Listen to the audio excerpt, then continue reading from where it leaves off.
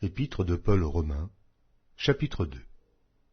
Ô homme, qui que tu sois, toi qui juges, tu es donc inexcusable, car en jugeant les autres, tu te condamnes toi-même, puisque toi qui juges, tu fais les mêmes choses.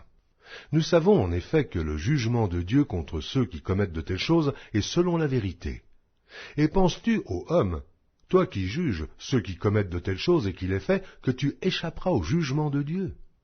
Ou méprises-tu les richesses de sa bonté, de sa patience et de sa longanimité, ne reconnaissant pas que la bonté de Dieu te pousse à la repentance, mais, par ton endurcissement et par ton cœur impénitent, tu t'amasses un trésor de colère pour le jour de la colère et de la manifestation du juste jugement de Dieu qui rendra chacun selon ses œuvres, réservant la vie éternelle à ceux qui, par la persévérance à bien faire, cherchent l'honneur, la gloire et l'immortalité, mais l'irritation et la colère à ceux qui, par esprit de dispute, sont rebelles à la vérité et obéissent à l'injustice. Tribulation et angoisse sur toute âme d'homme qui fait le mal, sur le juif premièrement, puis sur le grec.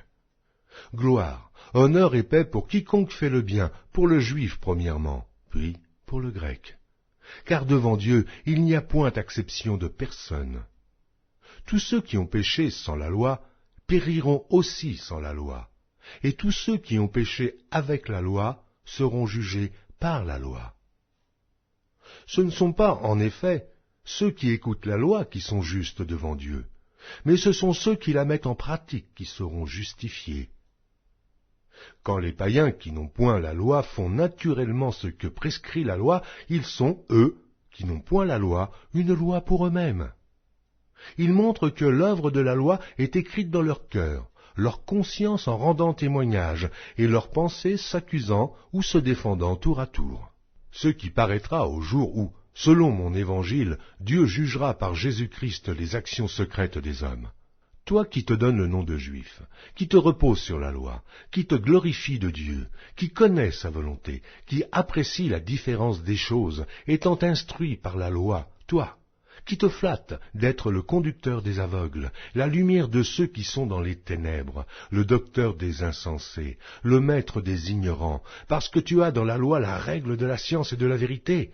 Toi donc, qui enseignes les autres, tu ne t'enseignes pas toi-même. Toi qui prêches de ne pas dérober, tu dérobes. Toi qui dis de ne pas commettre d'adultère, tu commets l'adultère. Toi qui as en abomination les idoles, tu commets des sacrilèges. Toi qui te fais une gloire de la loi, tu déshonores Dieu par la transgression de la loi. Car le nom de Dieu est à cause de vous blasphémé parmi les païens, comme cela est écrit. La circoncision est utile si tu mets en pratique la loi, mais si tu transgresses la loi, ta circoncision devient incirconcision. Si donc l'incirconcis observe les ordonnances de la loi, son incirconcision ne sera-t-elle pas tenue pour circoncision? L'incirconcis de nature qui accomplit la loi ne te condamnera-t-il pas, toi qui la transgresses, tout en ayant la lettre de la loi et la circoncision? Le juif n'est pas celui qui en a les dehors, et la circoncision, ce n'est pas celle qui est visible dans la chair. Mais le juif, c'est celui qui l'est intérieurement, et la circoncision, c'est celle du cœur, selon l'esprit, et non selon la lettre. La louange de ce juif ne vient pas des hommes, mais de Dieu.